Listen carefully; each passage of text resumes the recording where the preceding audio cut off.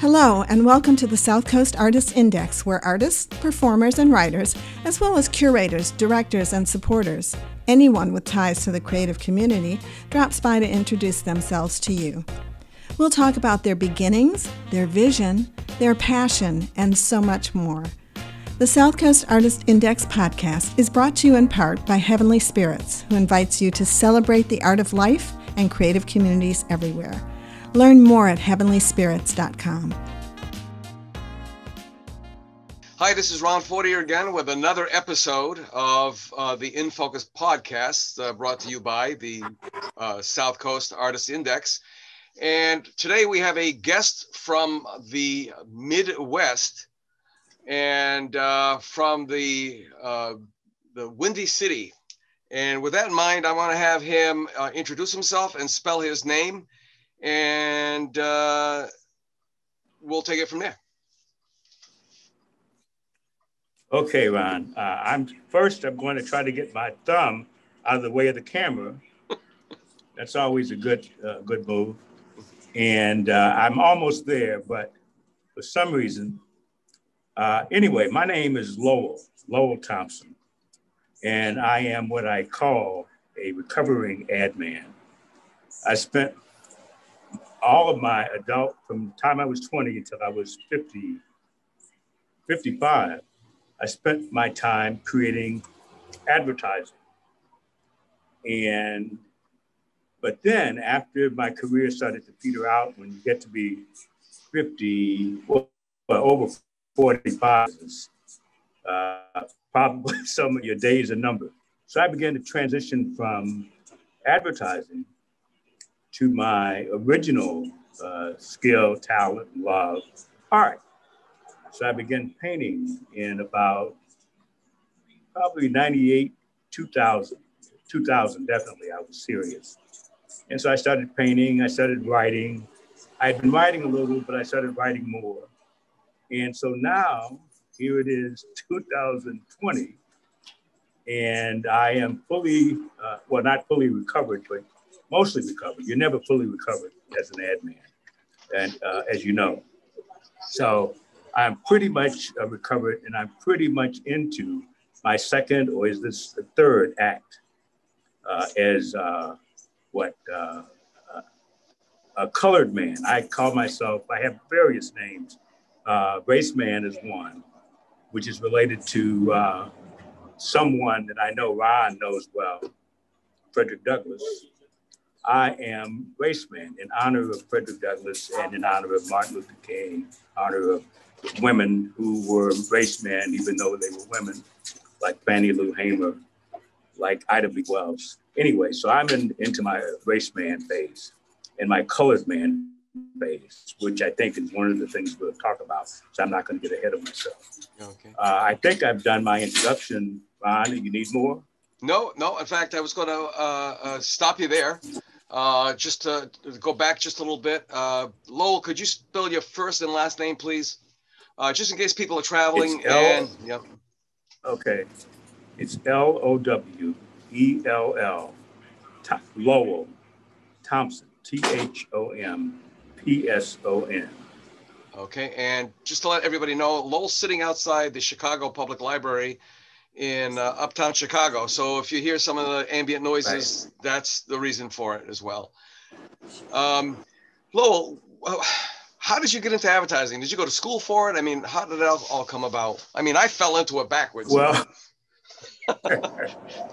well, you know, it's hard it's even hard for me to understand how. But I say I got into the ad business the old-fashioned way. Pure luck. I would just happen to be in the right place at the right time with a little talent.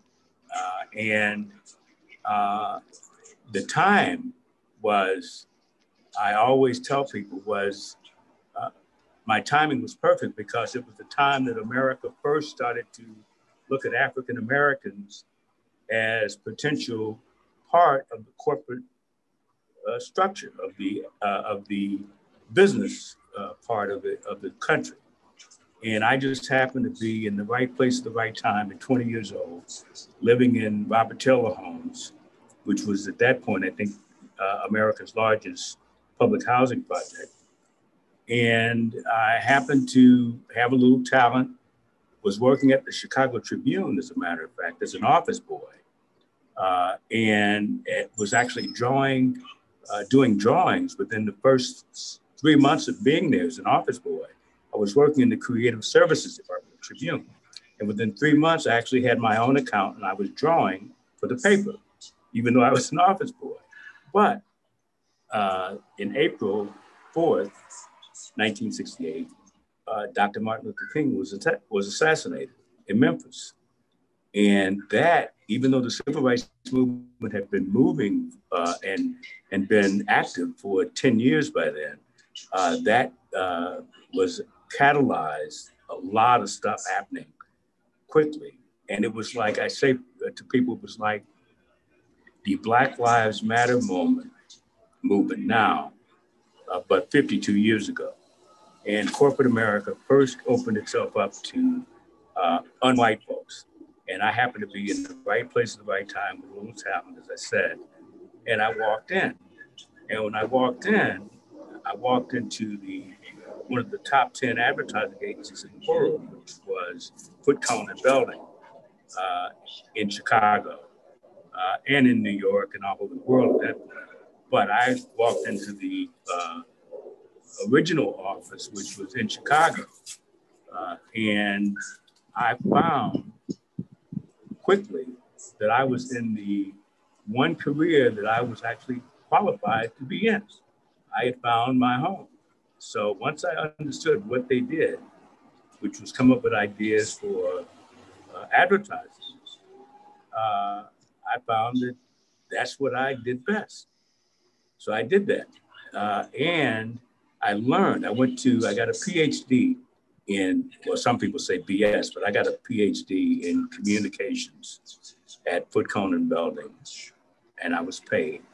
But then after about, only 9 months, 10 months, I got another job at an even bigger, I don't know if it was bigger, but I think it may have been bigger, McCann Erickson in Chicago, the Chicago office of McCann. I got a job there. Then I went to New York. I went to New York really because I got fired at McCann. After 3 years at McCann, I was fired. I was swept out in a new broom, sweeps clean crew. A guy and his wife, as a matter of fact, came in from New York. He was hired to come in and clean out the Chicago office. He fired my boss and his boss and everybody in the creative department. And even though I was the youngest guy and I was the blackest guy there, only African-American, no, there was a woman there, Alma Hopkins was a copywriter. She was there too. But anyway, I was fired because I kind of got used to the old regime, the people who had really taught me how to be an ad man. And when they were fired, the new guy came in and said, well, hey, this black guy, even though he's a token, he's got to go too. So I went. And I went to New York. I was happy because I got a chance to go to New York, work in Greenwich Village, drawing portraits in Greenwich Village for about 6 months in the summer of '72. I found out later I was on the street or right down the street from where Bob Dylan lived for a while in the village. And I met a guy who is now probably a cultural icon in some circles in terms of, at least related to the advertising business. A guy who was in the cult movie directed by Robert Downey Jr.'s father. I don't know if you know of this movie called Putney Swope. It's a classic advertising What's it called? Tale. Putney Swope. Putney Swope. It's a movie about, if you don't know it, you got to get it. It was, like I said, it was directed by Robert Downey Jr.'s father. And it's a cult classic in the ad business. And it's about a time when an African-American, not unlike me, somehow takes over one of the biggest ad agencies in the world. And it's about what happens when he does. Putney Swope. Anyway, so I was trying to get to the point that the guy who played Putney I actually met in the village, in the Greenwich Village, while I was doing portraits in Greenwich Village. So, but then I got a job, I thought, at J. Walter Thompson, which was the largest ad agency in the world at that point. But as soon as I got the job, they called me and said, well, we're going to have to hold off on you actually starting because we just lost 2 accounts. And I know one was Reynolds Aluminum. I don't know what the other, Reynolds Foods, I guess, and aluminum. And I don't know what the others were, but I had to come back to Chicago, and I wound up spending the rest of my career in Chicago. I worked at Young and Rubicam. I worked at J. Walter Thompson. I worked at Leo Burnett. Why, you couldn't make it to BBD&O? I actually freelanced at BBD&O after that. Batten, Barton, Durstein, and Osborne?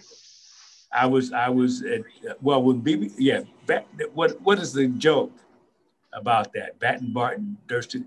It's like, it sounds like a Chinaman falling down the flight of stairs. Yeah, that was the old racist joke. Yeah. Those are the days, right? Oh yeah, when it was totally expected. I'm the original melanated madman. That's another one of my brands. Well, not too far away from you at that particular point in time was another madman, another black ad man who, and I'm blanking out on the name of the agency he worked for in Detroit. It was a big one. That agency had CBS Sports as its client.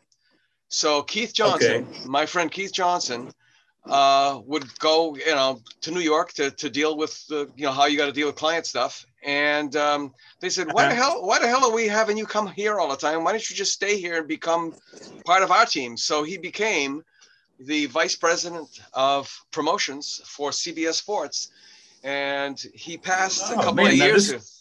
Yeah, I'll have to. Okay, now I'd like to find out more. Yeah, I'll have to send you some information, but I'll tell you, he passed a couple of years ago, and to me, I'm not a sports guy, but if I want to feel Keith, so to speak, I just put on CBS Sports because that screen was designed by him. The tickers, everything that's on that screen was him. He was phenomenal. That's interesting because I'm working, one of my projects on the back burner right now is a thing called Mad Invisible Men. And it's about African Americans in advertising. And I'm trying to get all of the names. I know a lot of them, but I don't know if you know of a guy named George Olden. You ever heard of George Olden? George Olden? No. George. Now this is part of your education. George Olden was considered by many as the original or the first television art director. Wow. And he was African American.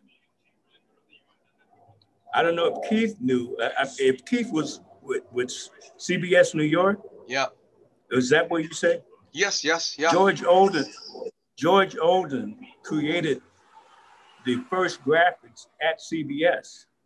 It's a possibility. As an art director. Yeah. In the 1950s. Mm-hmm. This is part of the history that I think that is missing from our curriculum in American education system. Yeah. Is that people like George Olden, who created and is considered one of the first television art directors, if not the first television art director, when television was first starting in the 1950s, was an African American. Oh. Remember that name, George, and he spelled his name, he took the E off on George just to make it unique. So it's Georg. Oh, George. Olden. Yeah, okay. I asked Keith, how did you get to work in an advertising agency? And you guys would have fell in love with each other, to use that term, okay? Because a lot of your thought processes are so much the same, and that's a whole nother thing for another time. And hopefully if we ever get back to Chicago, we can talk about that. But I said, how did you get your job in the ad agency? He said, I was really good at softball. I'm like, what? He says, yeah, all the Detroit agencies had softball teams and they were very, very competitive. And the head of the agency saw me playing in the field and said, hey, how would you like a job? So they put him in the mailroom. He didn't last there too long. Yes, he didn't last there too long. And before you know it, he had his own accounts and bang, he ends up at CBS Sports. Isn't that something? Wow. Now, I thought I was lucky. I tell you, you've got another book here. You've got another book, that's for sure. Now, yeah, all those things that you mentioned about, you know, the agencies, you know, you get all spun up because you get a job and then they chuck you out because they lost the account. Or in my case, I was hired at Kramer, Trowbridge, FSR in Providence. On a Wednesday, I was told to report to work the following Monday. When I came into work, I saw yellow ledger paper sheets taped up over all the signs. And I said, what the heck is that? And I went to go see whatever the receptionist name that I chatted up to get into the art director to talk to. And it wasn't her. And a woman says, what do you want? And I said, I'm here to report for work.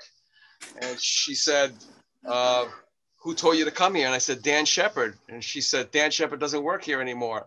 In fact, nobody works here anymore. So that's a bad sign. Oh yeah, yeah. I hate it when that happens. Yeah, exactly. So, you know, I started off with an MFA in painting, and I fell backwards into advertising because my graduate school, I went to school with a couple of old advertising guys who decided they were going to retire and teach. And then, you know, you get stuck in it and getting out. So along with ageism, and like at one point they said, if you were a 35-year-old art director, you were way too old. So that was a problem. The transition over to back to fine arts again, how did that feel to you? Well, see, the thing is when I graduated from high school, I got a scholarship to the School of the Art Institute. And I was there for maybe, what, six, 7 months, maybe. I was never I don't think I was a fine arts person. I didn't have a sense of what I wanted to do, what I wanted to paint, what kind of painting. And at that point, I mean, I was 18 years old. And so at that point, I didn't know. And I was from a family of 11 kids on the south side of Chicago. Wow. Living in the biggest housing project in the country. I was not an art institute type. And so after about 6 months, I basically stopped going. Wound up going to Old Town, which was the Greenwich Village of Chicago. And I wound up drawing portraits. Well, originally I drew a little bit in Old Town, but I wound up getting a great gig, not a gig, but it was a freelance thing. But I wound up getting hired to freelance in drawing portraits in the stores in the northern suburbs of Chicago, the wealthiest suburbs in Chicago, Kenilworth, Winnetka, Wilmette. And I wound up drawing portraits in the jewel stores and was making a bunch of money. I actually wound up buying a brand new Volkswagen, 1960, must have been a 67 Volkswagen bus with a convertible top, you know, one of the rag top. A Westphalia, I wound up buying one of those when I was 19, I believe. Yeah, I was 19. And to carry my stuff out to these suburbs to do portraits. So that was my really fine art background, was 6 months at the Art Institute and doing portraits in jewel stores in the northern suburbs. So I didn't have the fine art founding that you did. And so when I found out about a job as an office boy at the Tribune, I was 20 years old. I'd been bouncing from job to job. The time I got out of high school, by the time I got into this job as an office boy at the Tribune was about maybe a couple of years. And I bounced around. And this job was posted probably in the Tribune, in the classified. And it said they were looking for an office boy, but they wanted someone with art potential, art talent that could evolve, right? So I went down there, got hired. Now this is not the height, but it's in the era of when corporate America started to open itself up to non-whites.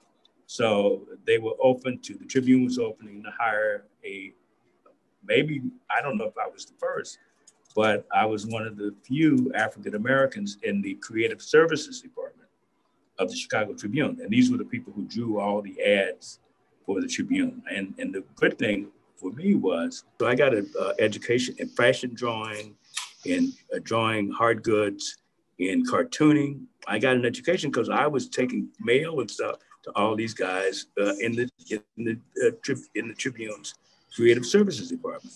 So I got an education. I put together a portfolio based on doing that, and I actually got, within about 3 months, as I said, I was drawing fashion drawings for the Tribune for one of their clients. And what happened was I was set to become a illustrator in the Tribune's creative services department when Dr. King was killed on April 4th of that year. And as a result of that, and the riots and the protests that happened, just like the Black Lives Matter movement now, as a result of that, corporate America was even more open to hiring African Americans. And I remember on my vacation, I went to the Urban League here in Chicago on my last day of my vacation and was told that by a guy that I didn't qualify really for this job, but they were looking for students, preferably college students, to be interns in an advertising agency downtown. But they were looking for really college students over the summer to intern. And even though I didn't qualify, the guy gave me the lead. So I wound up going down to the building, which is really right next door to the Tribune building. Yeah. In a totally architecturally different building from the Tribune. Building next door in the plaza, what they call Pioneer Plaza, is a Mies van der Rohe knockoff. So I wound up getting this job in the Mies van der Rohe building, which was right next door to the building I was in. Mm-hmm. So that's my story. That's how I got into advertising. Wow. Yeah. Plus, I mean, you had to live through the '68 riots, and all the other crazy stuff that was going on. I remember walking from the Tribune building down to Randolph Street, which is right at the end of where Grant Park is. Mm-hmm. Grant Park goes south from Randolph Street, where Millennium Park is now. And I remember deciding one night, probably in August, because it was during the Democratic Convention. And I remember coming from work, then working at Foot Cone and Belding Advertising Agency, and making a decision I decided, should I go down there and see what's happening down in Grant Park, across from the Conrad Hilton Hotel? Should I walk down? There was only about maybe 4 or 5 blocks. And probably one of the smartest decisions I ever made was not to walk down there, because this was when the Chicago police went wild on the demonstrators in Grant Park. You remember that? Oh yeah, I remember seeing that on television. The world had gone mad. I remember making the decision not to walk down to Grant Park, and it's probably one of the smartest decisions I ever made. Yeah. Now, did any of that cause you to be as political as you are today? And I use that term political because, you know, I'm sure people who don't know you'll say, oh, you know, that Lowell is very political because you talk about political things or icky things, you know, things that people don't want to touch and, you know, things that people don't want to say publicly. Now you have your We're All Colored campaign, which is, I guess you could consider that political, as well as obviously Give the Reds the Blues. Yeah, that's about as political as you get. Yeah, where did this come from? Well, I think it came from being an African American in America. Okay. You know, I don't think there's any way you could be African American in America and not be political and be socially conscious, mm-hmm. And be culturally conscious. But it's a gradual thing. I mean, when I was younger, it was just something that was there, but was hidden because I didn't have any opportunity to express it, mm-hmm. and I didn't know how to express it. As I got older, and I'm talking about within the last 20 years, it became more and more and more obvious that I had to express it somehow. Mm-hmm. I would explode. Yeah. So so it was really, and I make a point in something I've written that it was in early 90s, I think, that I finally decided, hey, I have to go from being adman to being RaceMan. Mm-hmm. And I remember I had a small business at that point called the Creative Community. Mm-hmm. And it was a kind of a cooperative of creative people built around the need to have access to computers. And this is when the computer and the Apple computer, the Macintosh, was mm-hmm. first making inroads into, you know, the creative world. Yeah, and so I started this thing for people to be able to have access to the equipment and for me to have access and have access to people who knew how to use it, because I didn't. So I remember coming into the office one day, and there was something I had written, I think in the Sun Times or something. It was some of my first forays into speaking out about racism in advertising. And they looked at me like I was nuts. I mean, it's the last thing you want to do when you're fairly successful is to talk about racism. But I said, look, I have to make this announcement to you right now, let you guys know what's happening. I'm about to go from being adman to RaceMan. And they looked at me like, what are you talking? Are you nuts? Because most of the people were a little younger than me, and maybe not as a little aware. I wasn't that aware, but maybe a little less aware than me. But I remember when I was growing up as a kid, the people, the African American men in particular, who were willing to speak out about race, who were willing to fight against racism. In the papers, in the few that were in the papers, but in Black African-American owned papers like the Chicago Tribune, these people who stood up and spoke out were called RaceMan. So I remembered that from when I was a kid. And so I took that and I said, hey, I'm going from being adman to RaceMan. And they laughed, of course. And these are mostly, probably 90% of them were what you would call AFAMs, what I call AFAMs. I don't like to call colored people Black. So whenever I say Black, I put it in quotes. And these were African Americans. These were the original colored people, mostly. I think there may have been one Uram in the group.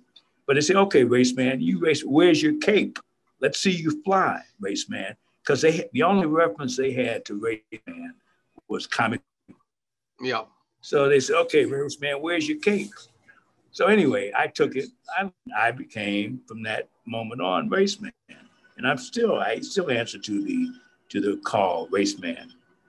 And the key is that I tell people that my race is the human race. The point about RaceMan, do something to save the human race from itself here in this country.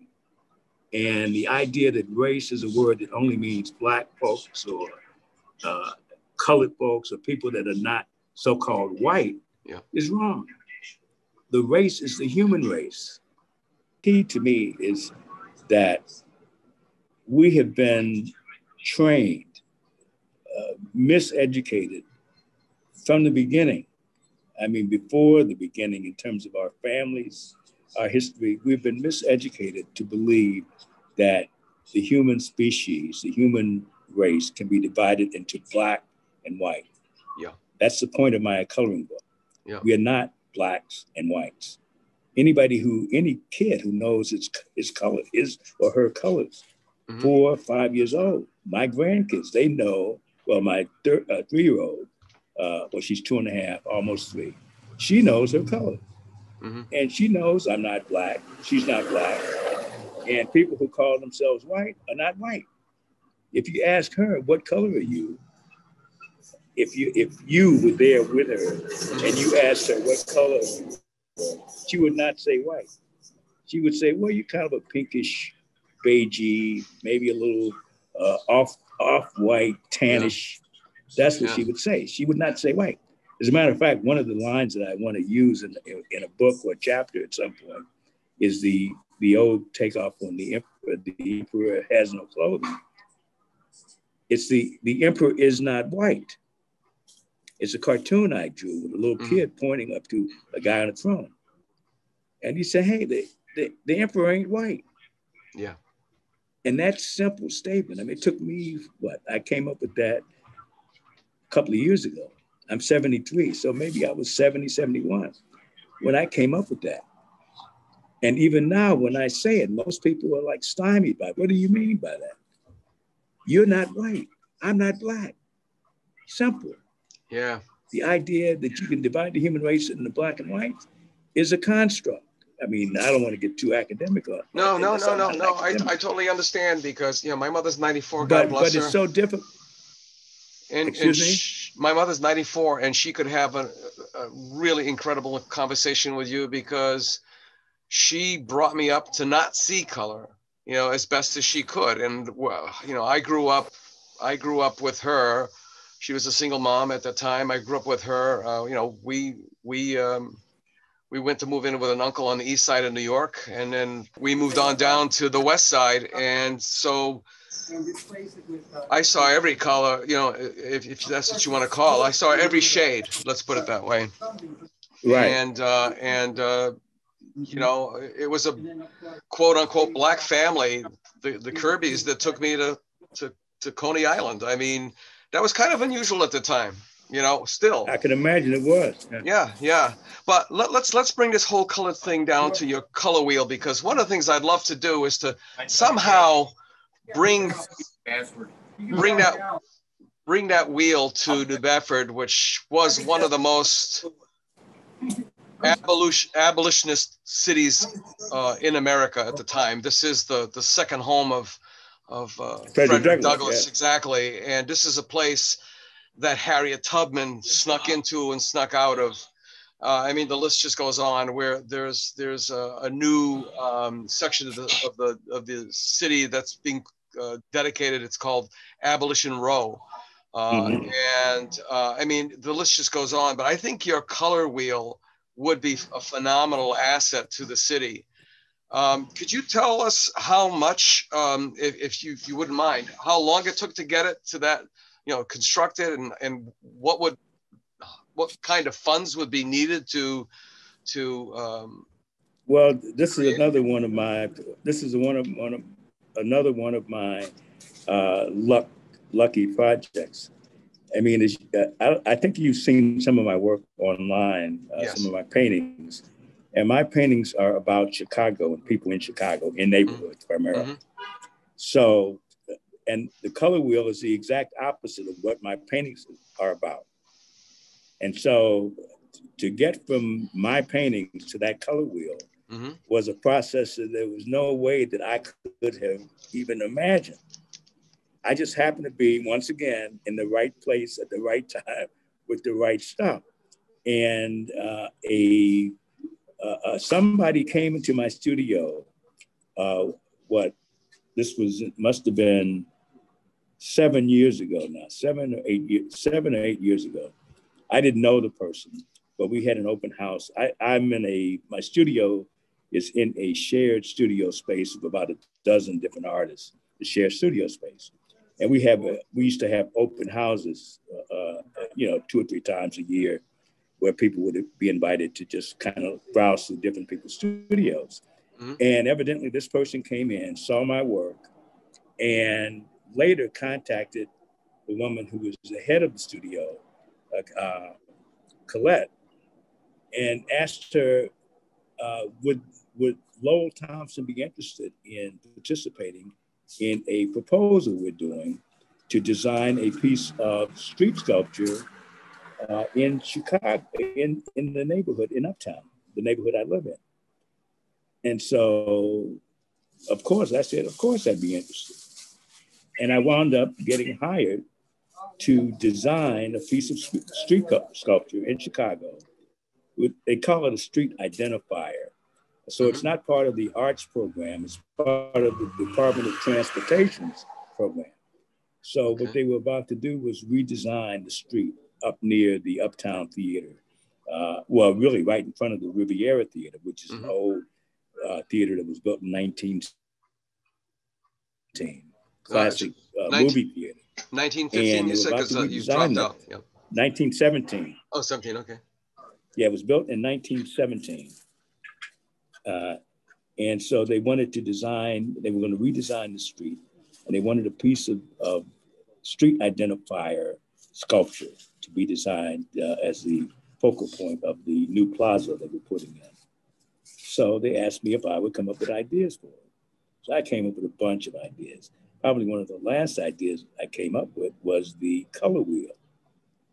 And unlike in most cases, when you come up with something like this,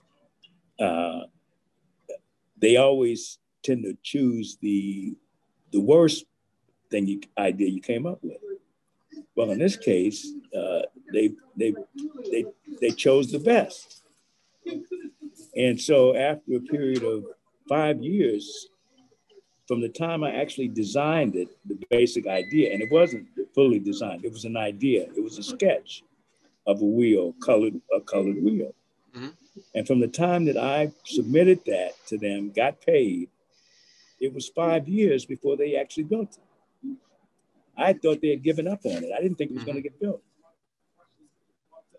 And so when I saw them constructing it, I actually took pictures of the whole process of it being constructed and talked to some of the guys who were constructing it. The thing wound up being much bigger than I thought it was going to be. And it's actually 10 tons. They constructed it with 5 segments of 2 tons of concrete. And then they applied the tile, so the colors. And on the inside is a light source that is colored so that it changes colors at night. So it wound up being one of the few projects that I can say it turned out much better than I ever expected it to. Wow. Now that was finally erected. What was it, in 2018? It was erected last year, really, 2019. Wow. Okay. Because it was one of the last. It was one of the last pieces, or one of the last public acts of the mayor then was Rahm Emanuel. Mm-hmm. And I've got a picture of him and me and the alderman here on my website of us cutting the ribbon for the wheel last May 2019. Wow. I'm going to start winding it down. We've got 10 minutes, but just starting to close it down now so that we don't get leave anything dangling. What is your opinion about trying to pursue the possibility of having a second one built here in the city of New Bedford? I would love it. And the one thing that I got to warn you of, I have just submitted 2 grants, 2 proposals for grants. There's a new project here, or a new initiative here in Chicago, really in Illinois, called the Healing Illinois Project. And the governor of Illinois, Pritzker, a multi-billionaire who is now governor, as a result of the Black Lives Matter movement and the killings and the responses to the killings,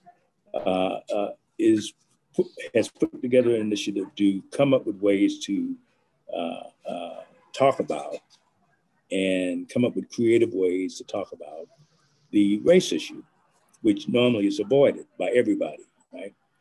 And so my color wheel is the basis of one of the proposals, and it's called Monuments to Tomorrow. And it looks like it's going to get funded. And I am asking not people to do other colored wheels necessarily, but to come up with what the monuments to tomorrow will be that will replace the old Confederate statues and the old monuments to the past, the monuments to history, and a lot of times monuments to white supremacy. What would replace them? And so I'm starting the grant proposal is starting a contest to get submissions from people, primarily in Illinois, because that's the purview of the grant. But to get people to come up with ideas for what monuments to tomorrow might look like.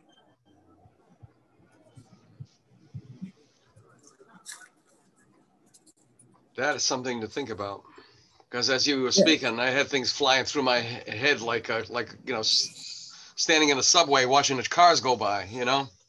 Yeah. Well, see, here's the thing. Even though this particular grant is that, and it's a very limited because it's Illinois. Mm-hmm. There's nothing to keep you and other people from taking that as a challenge. Mm-hmm. And I would be interested in maybe extending the grant after we do it, or as we're doing it nationally, internationally, to have submissions, but also see what I need you to do. Yeah. One of the keys of this is getting funding. Yeah, believe me, I know. Getting funding for this, and once we do it here in Chicago, it becomes easier to get funding anyplace else. Right. Plus the fact that the forms have already been made, the molds, all the other things. It's not like pardon the pun. It's not like reinventing the wheel. I'm not. No, but don't think about it like that, because it's not. I'm not asking people to do and reconstruct what I've already done. Okay. I'm asking people to think of what are the monuments to tomorrow? What do they look like? Okay. All right. They may be feathers. They may be air. They may be birds. Who knows? Mine is just one example of what it could look like. Right. No, that's a really great concept. But I need people who are listening to your podcast to say, okay, how do we get this done? It's one thing to think of it. Okay. When I thought of my idea, 6-7 years ago, that was nice. It was a sketch on a piece of paper. Mm-hmm. Now it's standing on the corner of Lawrence and Broadway in Chicago with a plaque. And it will be there probably long after I'm gone. Let me ask you a question. Other than me, and that's one of the reasons why you're on this show, because the whole concept of the Artist Index is for any artist, visual, performing, literary, that has a direct or indirect connection to this area. So, you have an indirect connection through me, because you weren't born here or anything. But do you have any connections at all to this area, this part of Massachusetts? Just a curiosity. I have, as far as I know, I have none. Okay. But I just read a book. I just wrote a review, as a matter of fact, and I was thinking of you as I was writing it, of a book called The Zealot and the Emancipator, about John Brown and Abe Lincoln. Mm-hmm. But my review talks about Frederick Douglass because he knew both of them, right? Yep. And I was thinking about it. And then I was reading another book that talks about New Bedford and the fact that Frederick Douglass moved after he escaped. He was in Virginia first, or Maryland. Then he came to New Bedford, right? He was actually in Newport, Rhode Island, and one of the Quaker whaling magnates here was going by in his carriage and saw him and told him to get in the carriage. It wasn't hello or anything, just get in the carriage. and he brought him, to freedom, because the Quakers, there's a whole other thing too. I don't know if anybody's ever done an in-depth study of how the Quakers were so enlightened, because it was basically them that created this. And then, the list of accomplishments here just goes on forever in a day. And for me personally, because half of my family is Black, it's just really, I always keep saying, okay, so we're talking about Kamala Harris, and she's the first woman, the first Black, the first Southern Indian. And to me, things will never be better until we no longer have firsts. When we eliminate the first, okay? It's kind of crazy. I mean, so we both climb a mountain. I get up there first, and I'm the first white guy to get up there. And then you come after me, or I follow you. Like, it's bizarre. Maybe we should climb the mountain together. Maybe, I don't know, maybe you just stimulated something in my old adman head on this Monuments to Tomorrow. So what's in the future for you? Well, it's funny because just this morning I got an email, a messenger on a Facebook message, that a guy who is probably one of the top writers on graphic design in the country, if not the world, who's written, I don't know how many books on graphic design and graphic design related stuff. I don't know if you know the name of Stephen Heller. Stephen Heller. Heller. Yeah, he was an art director for New York Times Magazine for years. Okay. But he's written some of the top books on communications design, graphic design. Yeah. My wife probably knows. He's probably written over 30 books. Yeah.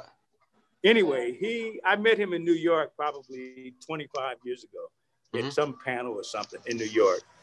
And we've been in touch off and on for years, but he's been with Print Magazine and doing stuff and writing columns for Print Magazine for years. I don't know if you're familiar with Print. Print is one of the top communications designs magazines. Used to and get probably one of the oldest. It just stopped printing a couple of years ago, but it's still online.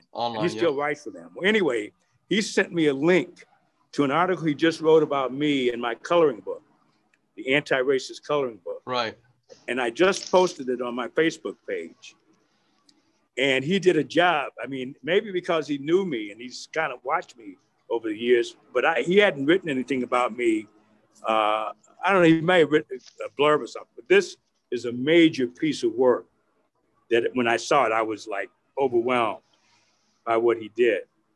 And it lays out my coloring book concept and my whole motivation, my history, everything succinctly with pictures. So if you go to my Facebook page, now you'll see it. It's at the top of my Facebook page. And I think the title of the article is Color Us Human, is what he calls it. So if you probably Google now, or within the next few days, Color Us Human, Stephen Heller, Color Us Human, I think you'll see it. Or Print Magazine, Stephen Heller, Color Us Human. Okay. You'll see the story on me, my coloring book, and a little bit about my background that we just talked about. Yeah. That's excellent. As an artist now just strictly as, we're going back to the fine arts. We're going strictly, trying to, and it is hard to extract a marketing, advertising part of your brain, because like I've been watching this whole pandemic thing still with more of a marketing kind of a brain, because you have to anticipate the next step. You don't want to run pitch a campaign that's going to fall on his face by the time it gets approved because you didn't think far out enough. You know what I mean? Right. So just based on, and we'll wrap it up from there. Just based on your paintings. I mean, people will see them on the post page for this podcast. Where's your head at with that? Because, African American or Black art is going to become a hot thing. You know that, right? I mean, Well, it's been becoming one for I don't know how many years. I know, but it really is much bigger than if I had thought. There's no way I would have predicted 20 years ago when I started painting that African American art would be what it is now. I mean, it's unbelievable. Yeah, yeah. So, and I'm hoping, you know, this little enterprise that I'm doing, I really just have to focus on the podcast, the database, and all the other stuff I wanted to do. That's like just impossible. There's just not enough time, and there's not enough money, and it's not enough hands. But anyway, one of the things that I wanted to do was a video series that was like a hit and run thing. And I guess with COVID, it's probably going to be a little bit easier because I could just do a video, you know, online video thing. And the question would be to as many artists as I could get a hold of to do this. The question is, so what are you trying to say? So what am I trying to say? Yeah, that's what I would ask every single artist for this one I don't know what you would call it, a library of video, and all the videos with all the artists, what all you know, all the artists on the videos would all be asked the exact same question. So what are you trying to say?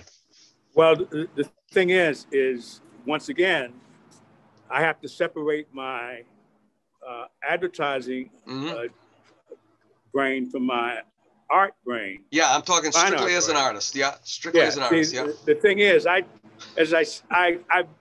made this statement when before I got into before I did the colored wheel and before I got fully into the coloring book.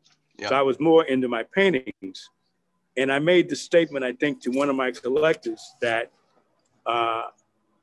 my thing is not about creating art.